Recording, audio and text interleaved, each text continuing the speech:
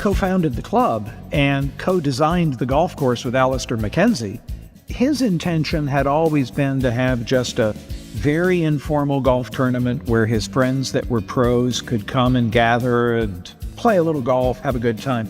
Cliff Roberts saw it a little differently. He saw this as being able to become the event that it is now. So he was the one, in fact, that really pushed for the word Masters to be attached to it.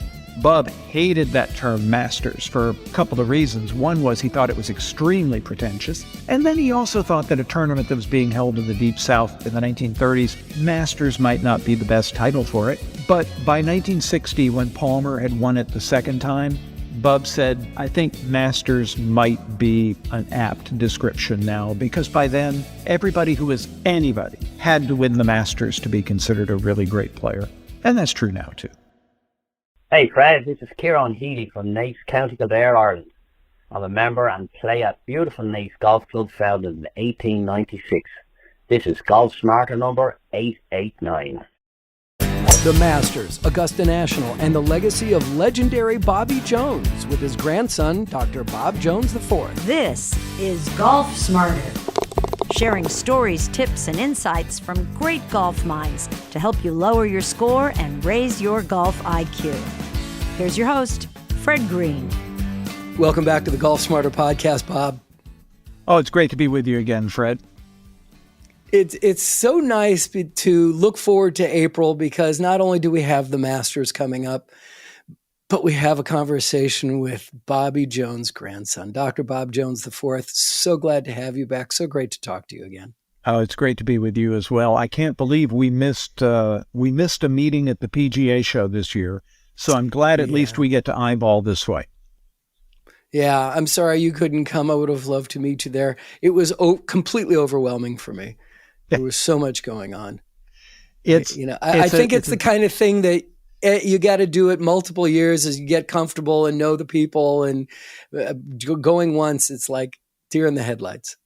It really is. And I mean, can you believe how big a showroom floor that actually is? Yeah, I mean, it's like 20,000 steps a day just to go through the whole thing. Oh, yeah. Easy. I spent many years working at the NFL Experience at the Super Bowl, where they take over a convention center or a parking lot of a stadium. Major League Baseball would take over a convention center. So I worked on those for years. So I'm quite familiar with 1 million square feet of space and what it can mean to your feet. Oh, very definitely. This is, let's talk about Bobby Jones. I love hearing stories. I love hearing family stories. Right now, you're in your den, and I can see there's a lot of Bobby Jones memorabilia behind you. So we're going to have to share this video with the audience. Oh, glad to. Yeah. So please, let's take a quick tour of what you're seeing, what's behind you, because there's some things that look a little different than just photographs.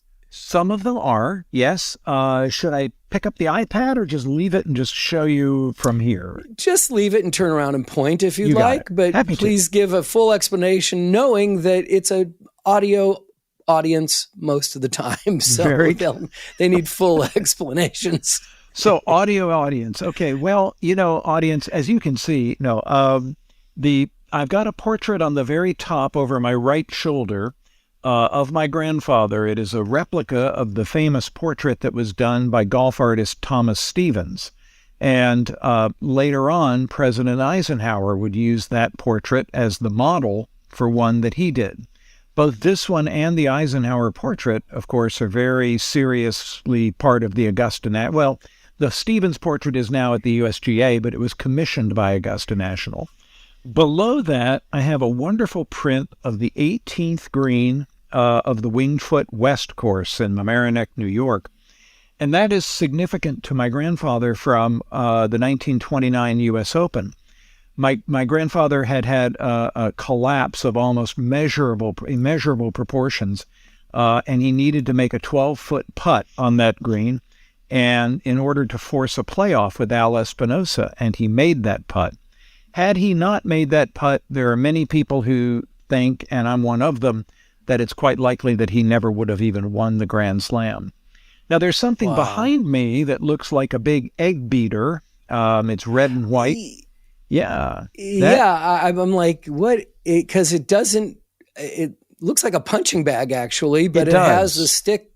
It has the stick of a flagstick in a hole. Yes, it does. And that's exactly what it is. It is a replica of the flagstick from Marion Golf Club. And Marion is, of course, where my grandfather played in his first national championship in the 1916 United States Amateur, and also where he closed out the Grand Slam in 1930. And so we use those at Bobby Jones Golf Course here in Atlanta on special occasions.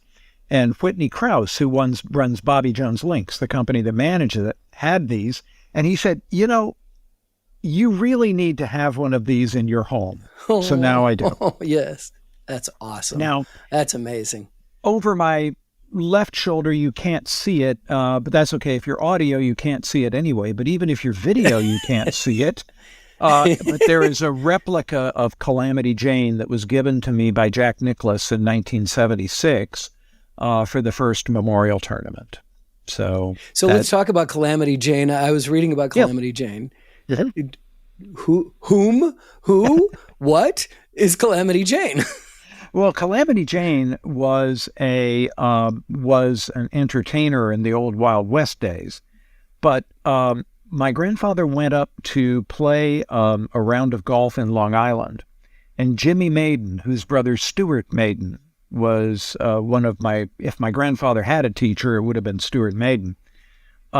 Jimmy saw that Bub was trying to putt with this very heavy mallet-headed putter, and of course was just hitting the ball way too hard. And so he had this blade putter that had Calamity Jane stamped on the back of it. And he said, Bob, you really ought to try this putter. Now, the story is that somebody had Calamity Jane before and had gotten so frustrated they threw it into the neighboring graveyard to Nassau Country Club. And I don't know if that's true or not, but Fred, it's like the Italians say, if it isn't true, it should be. And anyway, Bub got that, and he used Calamity Jane for many, many years until the face became concave. And then he had J. Victor East. Make a Calamity Jane 2, and that's what he actually used. I believe it would be in 1928, 29, and 30. So that's Calamity Jane's history. Wow. Awesome. And Calamity Jane 1 is at Augusta National, and Calamity Jane 2 is at the United States Golf Association. Very good. Very good. So are these stories that are passed along, through the family, or is this, as a historian, what you've studied and you've put to memory and gotten deep into the elements of and the intricacies of these stories? A little bit of both, actually. My dad told me a lot of stories. My grandfather didn't so much because he just wasn't one to really talk about stuff. My dad told me a lot of them, and then over the years, I've just kind of researched and picked it up, and I've got some friends, Sid Matthew down in Tallahassee, who is probably one of the leading Bob Jones scholars in the world, and Catherine Lewis here in Atlanta, and a few others. And over time, I've just sort of collected them. I used to get really nervous about saying stories that Sid had told me. And I said, Sid, you ought to be telling these. I mean, you tell the story better than I do. And he looked at me and he said, he calls me Laddie. We call each other Laddie. And he said, well, Laddie, let me just tell you. He said, you and I can tell the exact same story. And he said, and it really doesn't matter. But if you're telling the story, well, then it means something. And I thought about it and I thought, there's probably some truth to what he says. So I then have basically just collected them, and I trot them out periodically. And one of the nice things, Fred, as I've realized, is that they might be true. They might not. Who's going to tell, right? No. But actually, though, seriously, I do try to make sure that they are accurate. because there's so much mythology that has grown up around my grandfather that I think that the true stories are actually, I think the true stories are actually better. Much better. Yeah. So I try to do Yeah. that. Well, it takes me back to the very first question I asked you when you were on a couple of years ago, and that is, what's it like to be golf royalty? And you were like, no. It's like, no. When you tell the story, it carries weight. It's That's probably, story. and that is probably true. However, given what happens to royal families, I'm still going to resist that description. Well, I don't know if they're going to be doing a 5-season series on you and your family. No, I don't think there's enough not. material. There's not enough material for that. So there you go. No. Yeah. So. Awesome. All right, listen, we're going to continue with our tour of your tribute to Bobby Jones, but we're going to take a break, and we'll be back right after this.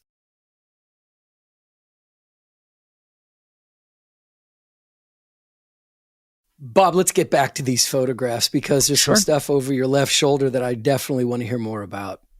And I appreciate that you're explaining it so we all can get right there with you. No problem. When you come down to the second row, there are 3 rows of photos there. One is a print, but underneath the top one, of course, is the Jack Nicklaus Calamity Jane that he gave me in 1976. But then you come down one, and one of the things that you will see, which would be on the right hand, so I had to turn around and look, on the right hand side, is actually a print that was taken of my grandfather when he was completing his final full shot into the 11th green at Marion in 1930. That was the last full shot that he hit in competition. And then there's a photograph in the middle that has a little silver thing that looks like a scorecard, because, in fact, it is. And the photo is of the very moment that Gene Holmans is conceding the putt to my grandfather to win the Grand Slam. And in that photograph, there are people thronging that 11th green who are moving in very quickly, and United States Marines that are going in to guard him. And underneath it is the actual scorecard of the final round with Holmans.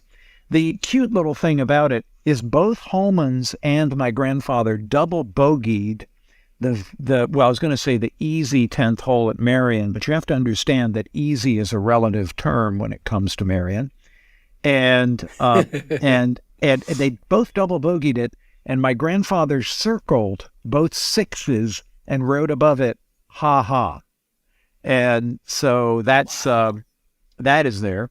Then let me ask you, before you move on, let me ask you, you just said that, was it match play? It was match play. Play. Stroke play? Because no, you said it was the 11th was the last full shot that he took. Correct. Yes. The amateur back then, and now for that matter, was the amateur was a match play tournament. They only played it, I think, for maybe a decade, starting in the 1960s through the early 70s as stroke play, and then went back to match play. Now, when you move all the way to the left, what you will see is a photograph of my grandfather, Ben Hogan, and Gene Sarazen that was shot in New York. At the time, they were the only 3 men to have won the double, which is both the Open Championships in the same calendar year. So that's a cool photo. Underneath that, back to my far right, is a very unusual photo. And if you look underneath, it's a photo of my grandfather teeing off in front of the clubhouse of the Royal and Ancient in St. Andrews. And underneath it, it says Bobby Jones, 1936. And in 1936, he had returned to Scotland I believe he was on his way back to the U.S. after the Olympics in Berlin, or he was on his way to the Olympics in Berlin. And he said, "I can't be this close to St. Andrews and not play a round of golf." And so Robert Woodruff signed him up to play and just signed it up as R. Woodruff, R. Jones, United States. And when they got there, there was like a couple of hundred people at the tee. And by the time he hit the seventh hole, the entire city had shut down and thousands were following him.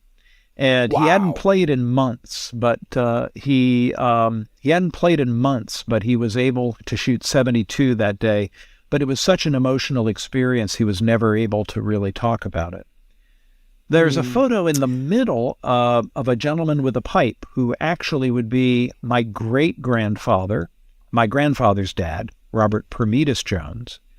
And then all the way on the left, there is a collage of photos from Highlands Country Club in Highlands, North Carolina, where my grandfather was a member, and where I'm a member, where he hit the first ball in 1928.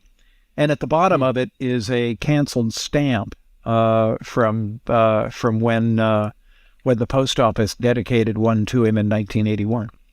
So that's my back wall. That's a good wall. Good wall. Thank you. Now, I want to go back and pick up some of the details here. Sure.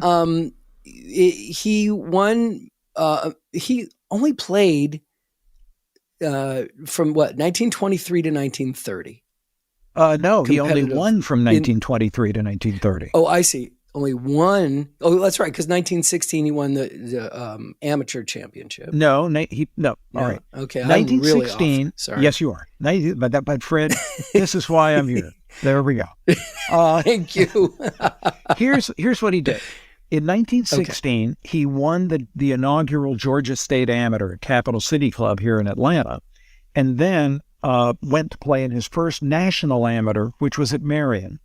He then went through 7 years, what we were called the 7 lean years, where he could make runner-up, or he could make the finals, or he could do really well, but he just couldn't win. And then he finally broke through in 1923, and over the next 8 years, he won 13 major titles, became the first person to win the double, both Opens in the same year, became the only man in history to win the Grand Slam, which was all 4 majors in a single year. It's very fascinating to me. I mean, it's like even to this day, we have 4 major championships because that's how many he won. I mean, that's how dominant he really was. I mean, even to this very day, nobody, I think, has influenced the game of golf to the same degree that Bobby Jones has. I mean, he is still the benchmark by which everybody's measured. Right. Absolutely. Yeah.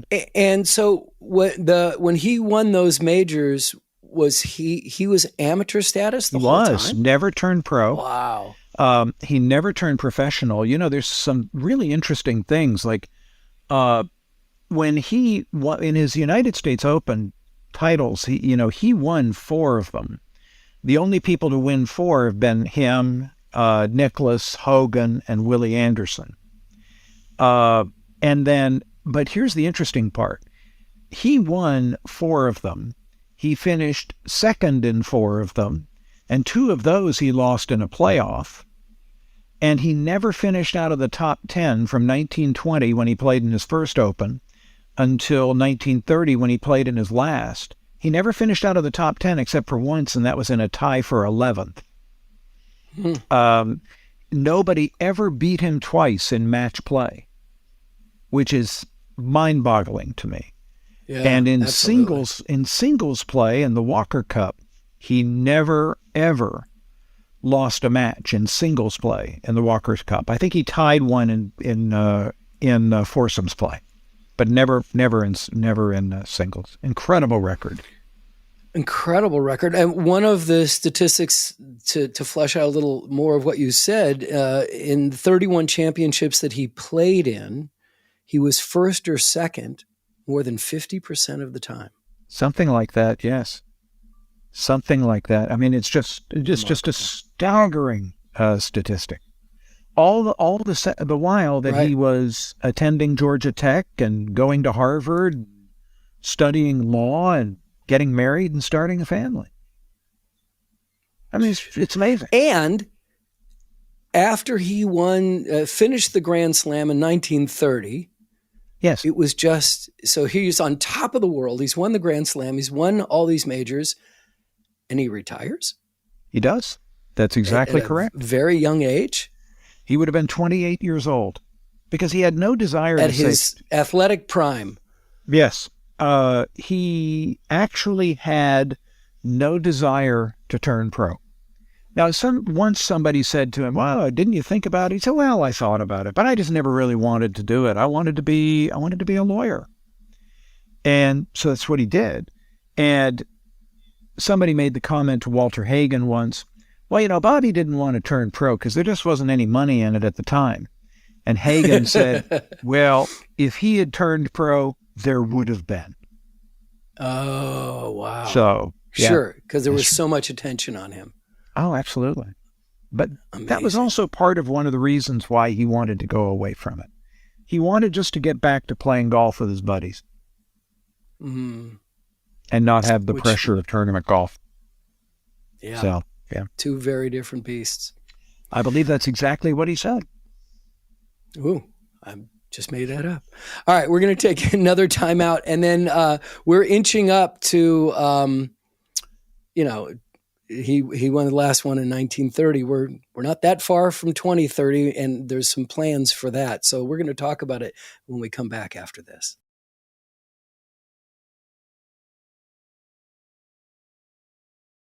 So as I was alluding to, 2030 is not that far in the big scheme of things, but preparations are already being made for the 100th anniversary, the Bobby Jones Centennial. And yes. I know that the Jones family has been working with the USGA and the R&A. Can we go into some details on that? Yes, we can. We are in very preliminary conversations with them.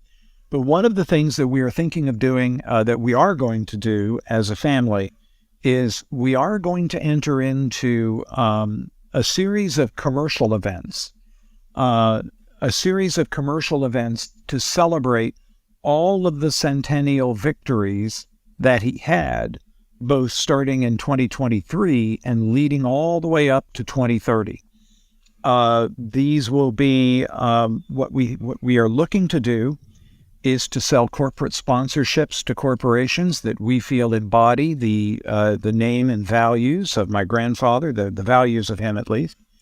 And this will also give us the chance to tell the Bobby Jones story to an entirely new generation.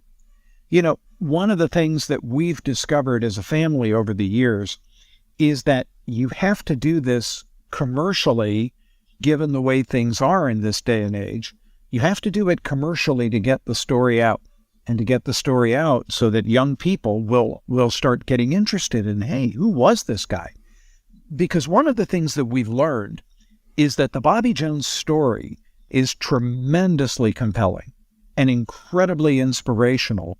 And in the classic sense of the word, it's very heroic in almost every possible way. And so we feel that the centennial celebration will be a way to get the story told. And it is our intention to devote 20% of what we net, which is a pretty we hope to be a substantial number. We want to devote 20% of what we net to go to support organizations and foundations, including our Bobby Jones Chiari and Siringo Maiulia Foundation, so that we can help find a cure for the disease that took his life. It's, research is an expensive proposition. And so we want to make sure that we are doing something that can move the needle in research on Siringo Maiulia. So that's what that's our plan between now and 2030. We're still at the somewhat preliminary stages, but hopefully I'll have more details to tell you when we meet by this time next year. Yeah, of course. It's interesting because here you have, a name that people do recognize today. There's some names you've even mentioned in our conversation so far that I'm like, I don't know who that is. Right? Who may be major winners. I'm not I'm not a golf historian, but I try to learn as much as I can. But there's still names that I don't know that may had significant impact and Sure. shot an incredible score, had an incredible match, whatever it is. But a name 100 years later, like Bobby Jones, that still resonates with golfers at every level is really remarkable. I think that happens, as I said, because the word that describes Bob the best is heroic. And when I use that term, and I'm also working on a book, working on this book. I've been putting it off for decades, but I'm realizing I'm not getting any younger. But one of the things that I think is important to understand is what a hero really is. We think of hero as just like, a guy that does great things. But that's not exactly what a hero is.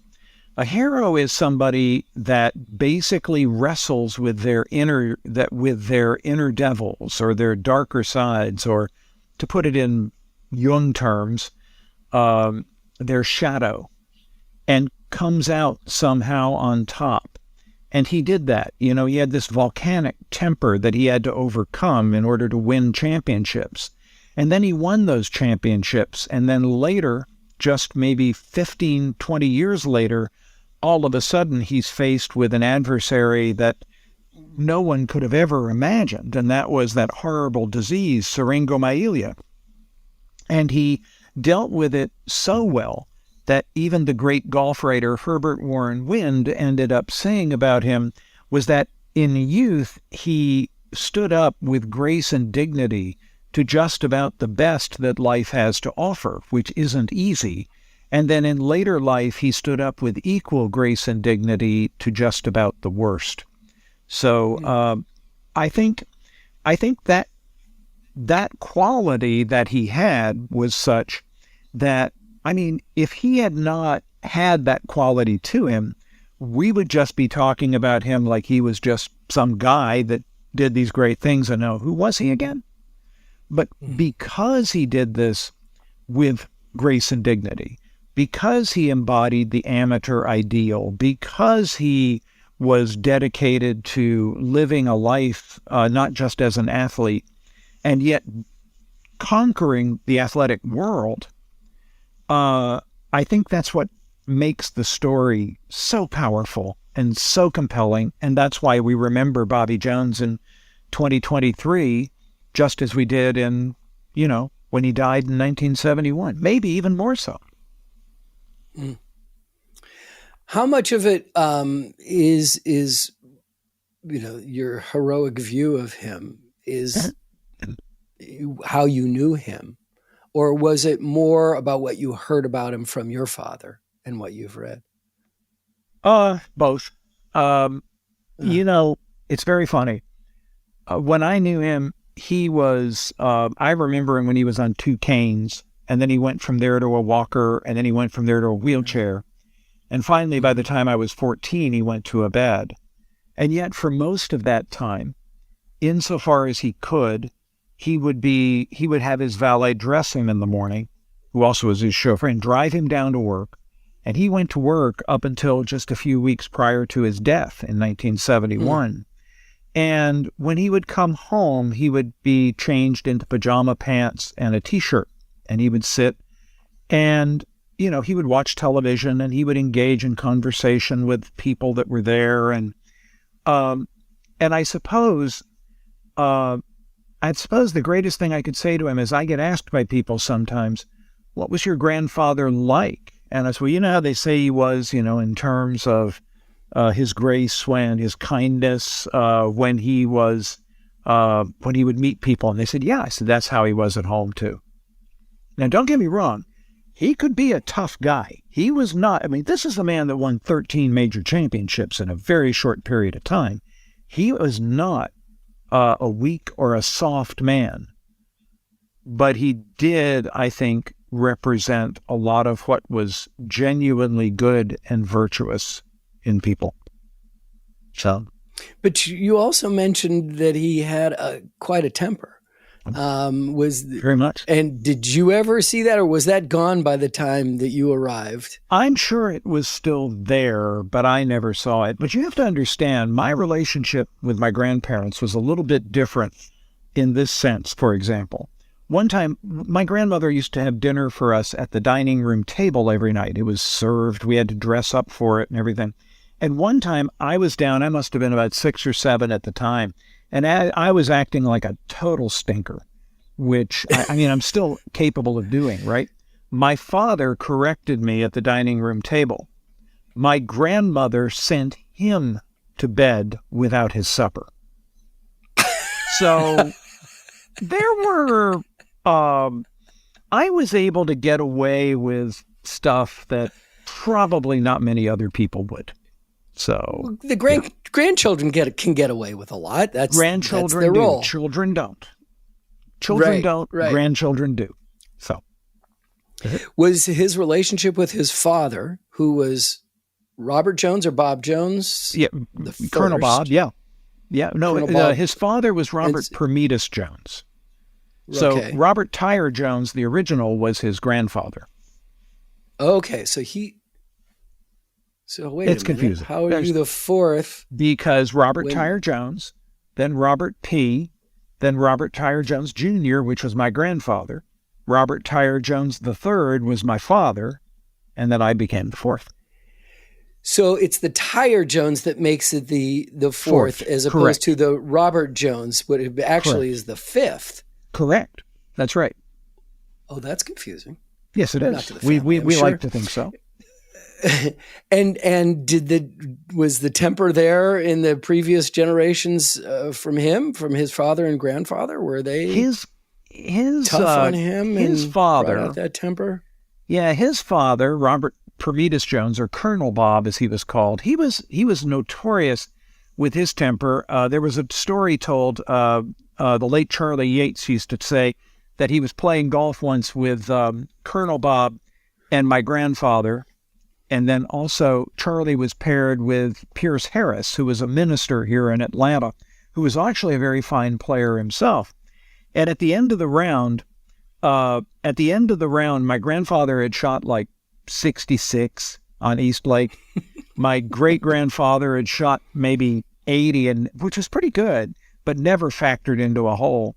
But at the end of the round, Pierce Harris turned to Charlie and said in one of these whispers that was designed to be heard by everybody, he pointed to my grandfather and my great-grandfather, and he pointed to my grandfather. He said, "Charlie, never in my life have I seen such a combination of proficiency," and then pointed to my great-grandfather, and said, "and profanity." So my great-grandfather had quite a temperament also. His most notorious moment came in the City Amateur one year, where his friends came up to him and said, "Now, Colonel Bob, you're going to go out and play against this fellow. And he said, you're going to need to really watch your language because he's a Baptist preacher." And so my great-grandfather gets on the first tee, and he hits one pretty deep in the right rough, and as soon as he hits it, he's like, "Why is that ninker?" He pulls it back. And and finally on the 6th hole, he just lets this string of profanity go because he just is so furious at this point. And he turns, and there's his opponent, and he's staring him down. I mean, he's just like, and his mouth is just wide open. And my great-grandfather, Colonel Bob, turns to the guy and he says, "I'm sorry, preacher. I am so sorry. I just couldn't take it anymore." And the guy looked at him and said, "What did you call me?" And Colonel said, "Well, I called you Reverend. I mean, you're a preacher, aren't you?" And the guy said, "No, I thought you were a preacher." Their buddies had each played a trick on him and told them that each told them that the other was a Baptist preacher. Well, after that, for the rest of the round, they were throwing clubs and cursing and had a great time. It was just, they had a wonder. So the temper does run down through the family. So there we go. I hope it didn't get to you. It did. The thing that finally cured me was when I realized really and truly that nobody cared. And that I realized that I just wasn't having any fun. And we don't work golf We play golf. And too many people work golf. Yeah. So that's how I ended up losing my tendency towards temper. That's amazing. Let's find out what's going to happen on Golf Smarter Mulligans this week in this timeout. This week on Golf Smarter Mulligans is number 6 of 9 in our Tony Manzoni series for 2023 to help you launch your new golf season. In this episode, we address the most common question Tony received about the difference between his single pivot swing and stack and tilt. I can honestly tell you that when my article came out in Golf Illustrated, I got a lot of emails from people that bought their book and bought their tapes and said, I can't do this, it hurts my back, but when I tried your method, I could hit the ball. Now, does that mean I'm right? No, it just means that some people think that my method is easier. I do know one thing. Ben Hogan rotated through the golf ball.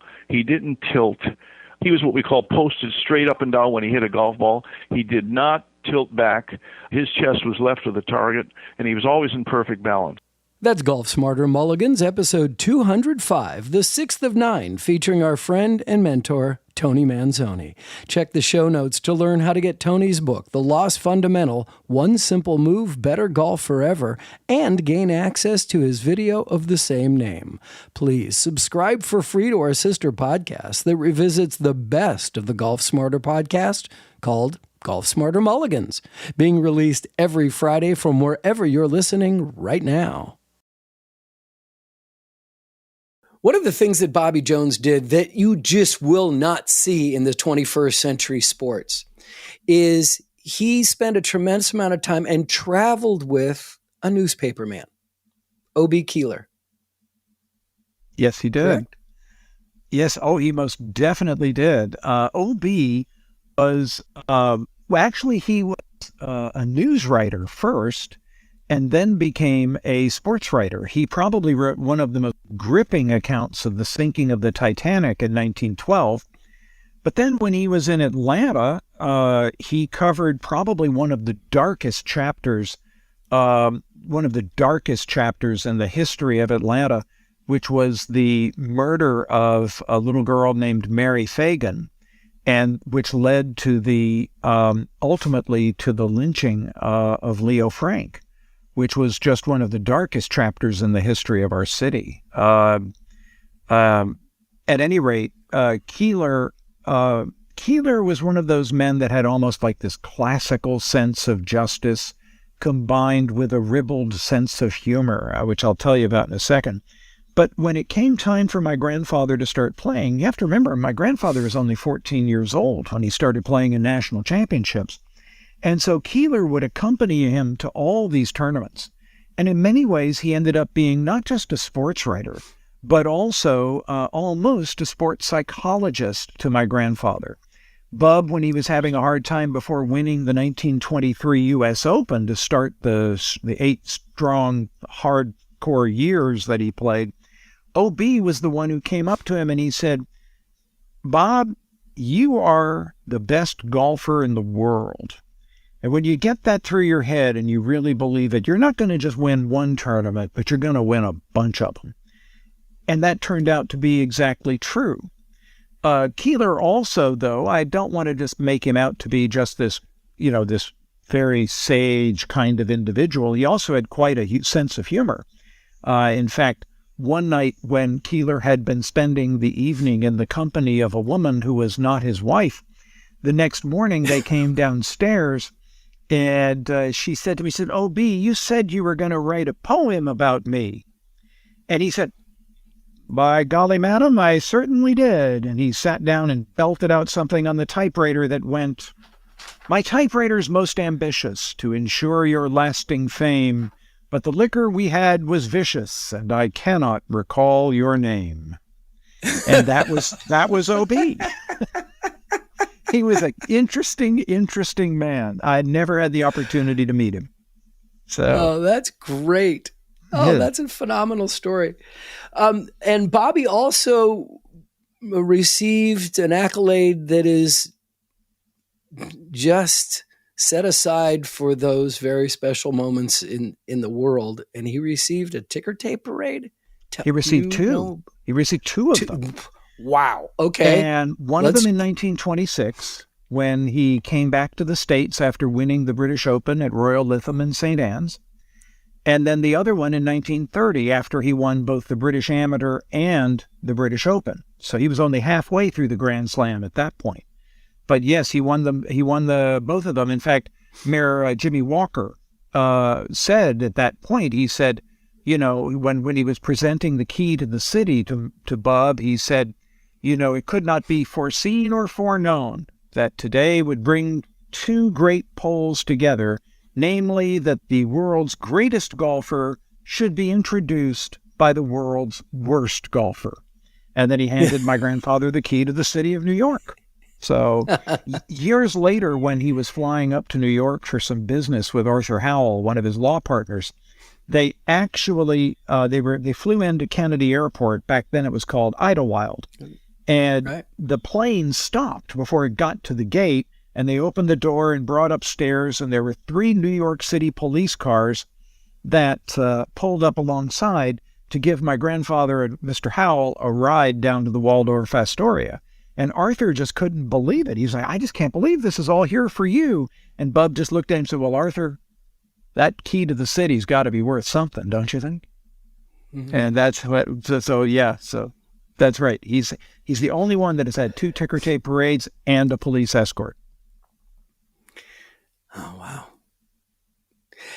Now here we are in April, the Masters. It's really the opening of the golf season. I mean, truly we've been playing for a while, trying to get out of winter, and it just announces spring more than anything else. But Augusta National and the Masters really is part of your family legacy. It is. It very definitely is. And, you know, it's very funny. I mean, of course, there are fewer each year, but, you know, every year when I go back, it's really fun because I get to see a lot of people that I've known for most of my life. But Sure. the number were, you know, I'm starting to get to the age where that number is starting to get smaller and smaller each year, which in many ways makes me treasure it even more.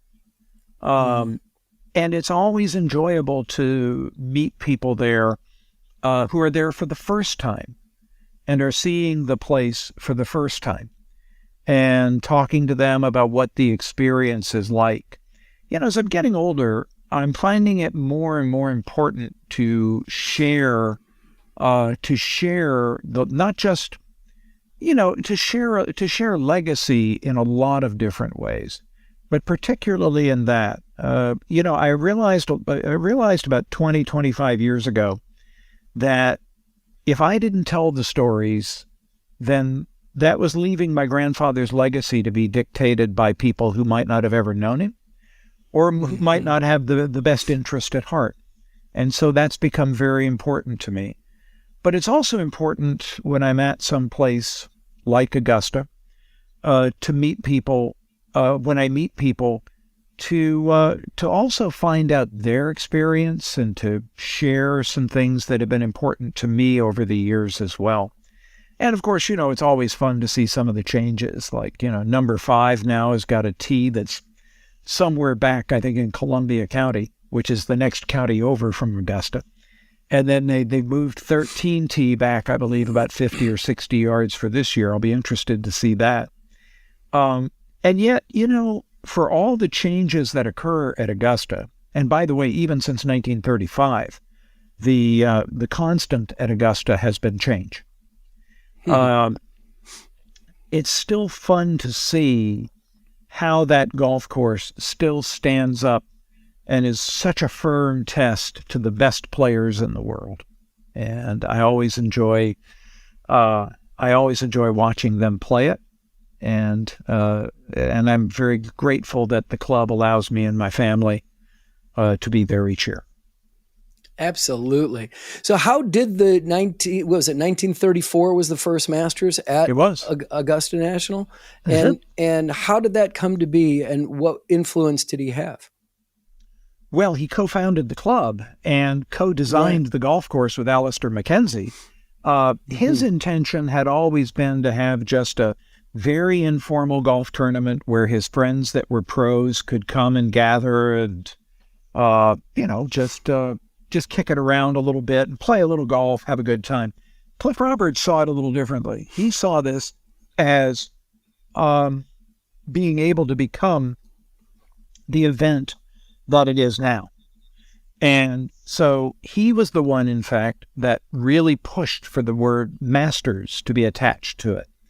Bub hated that term Masters for a couple of reasons. One was he thought it was extremely pretentious. And then he also thought that a tournament that was being held in the Deep South in 1934, in the 1930s, Masters might not be the best title for it. But by 1960, when Palmer had won it the second time, Bub said, I think Masters might be an apt description now, because by then, everybody who was anybody in golf, you had to win the Masters to be considered a really great player. And that's true now, too. You really do. How woke of him in 1930s to be that considerate of using the word. I mean, like, we can't even say anymore, oh, this is the master bedroom. No, this is the primary bedroom. Right. That's right. You can't call it a master bed because you're referring to master and slave. Don't do that. Right. But it's now the primary bedroom. But I doubt they'll ever call it the primary golf tournament. I don't think that Bub would have ever been classified as woke. But what he did have was a very sharp and exquisite sense of fairness. That was important to him. So that's good. Yeah. We're now his grandfather. We're probably talking the early 1800s, mid 1800s. He was in Canton, about 35 miles north of it. Mm-hmm. But he was part of the South, the Confederacy. Oh, absolutely. Absolutely. In fact, his father, William Green Jones, and his brothers, his older brothers, actually served in the Confederate Army.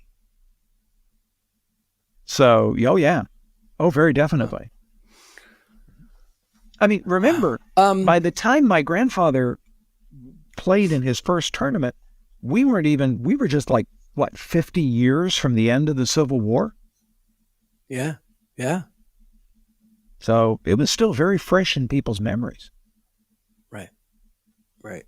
I mean, like, you and I were born just a decade after World War II, but it seemed like, oh, that's ancient history as you're growing up. And now as we get to this place in our lives, thinking of 10 years before you were born, it's like, oh my gosh, that's yesterday.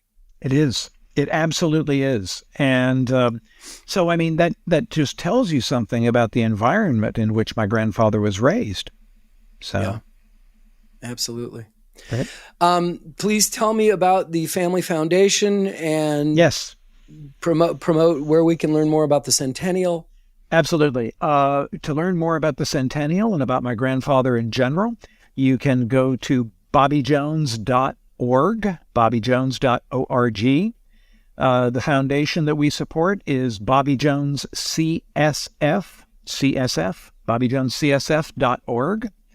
And if you are on Facebook, you can keep up with us on a Facebook page called Bobby Jones Legendary Golfer. And there, every day we'll put up a new photo, or several times a week we'll put up a new photo, or maybe there's an article that gets published that's interesting, and we'll post that. So that's how to keep up with us. And you can find. Are you discovering new photos? Strangely enough, yes. Wow. Yeah, and I saw one that was taken of him at Pinehurst the other day that I'd never seen before in my life. And people just come up with them. And anybody that wants to follow me can always just follow me on my webpage, which is DR, that's D as in Delta, R as in Romeo, roberttjones.com, drroberttjones.com. Excellent.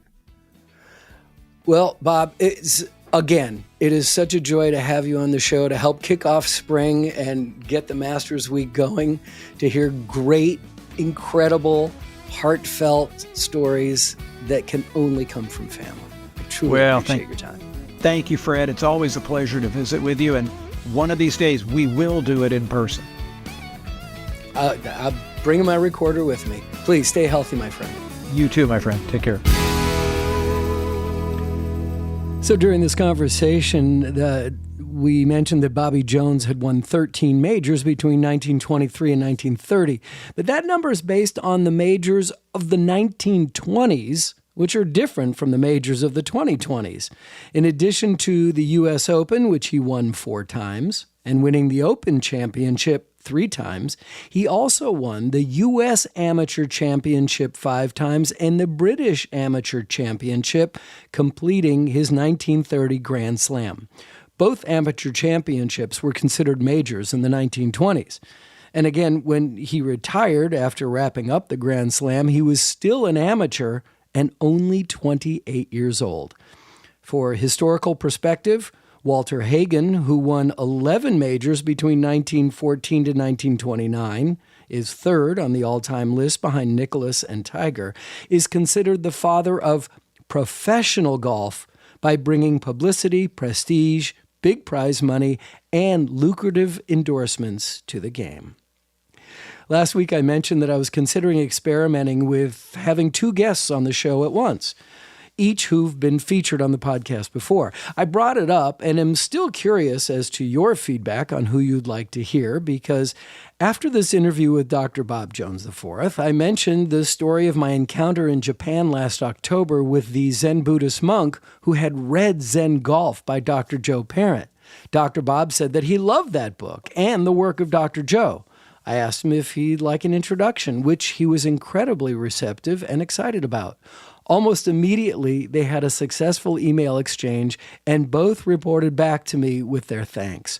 So I proposed that the 3 of us record an episode together, which they were both enthusiastically open. So stay tuned for a future episode featuring a couple of PhDs who are part of history and have made history in golf. I want to thank Kieran Healy of Naas County Courthouse outside of Dublin, Ireland, for opening up today's episode. As a Golf Smarter ambassador, Kieran chose to receive Tony Manzoni's video of the Lost Fundamental, and you can too. Send an email to golfsmarterpodcast@gmail.com and request our simple instructions to leave a voicemail at our toll-free Golf Smarter line. And when you do, you can choose to receive one of 3 gifts, including a dozen balls with the Golf Smarter logo from Odin Golf, the golf brand that sponsors and pays everyday golfers. These tour quality balls are a fraction of the price of what you'll pay for those expensive balls. And when you use the code GolfSmarter at checkout, you'll receive an additional 20% off the order. Their link is in today's show notes. You also have the option to receive a new glove and glove storage compartment from redroostergolf.com. And of course, you can also get a private online link to Tony Manzoni's video of the Lost Fundamental. So please send an email and I'll get back to you with some instructions of what to do and what to say. Just write to golfsmarterpodcast@gmail.com or visit golfsmarter.com and click on the Hey Fred button, especially if you have any questions, comments, or suggestions for upcoming episodes. Again, click on the Hey Fred button at golfsmarter.com.